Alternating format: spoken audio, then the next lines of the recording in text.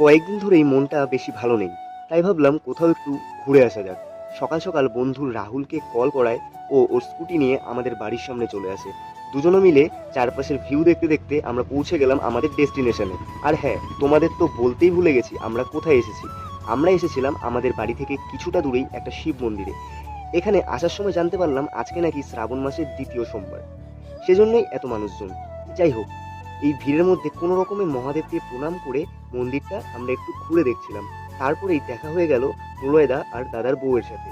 বৌদি ওদিকে আমাকে দুজনের একটা ছবি তুলে দিতে বলছিল। তারপর আমরাও কয়েকটা ছবি তুলে নিলাম। ওখান থেকে বেরিয়েই দেখলাম মন্দির প্রাঙ্গণে মেলা হচ্ছে। তবে হাতে বেশি সময় না থাকায় মেলা না ঘুরেই বাড়ির দিকে রওনা দিলাম। আর বেরোনোর সময় দেখি এই রোদের মধ্যে মন্দিরে পুজো দেওয়ার জন্য এত এত মানুষজন লাইন দিয়ে অপেক্ষা করে আছে। যাই হোক, আজকের ব্লগটা এই পর্যন্তই।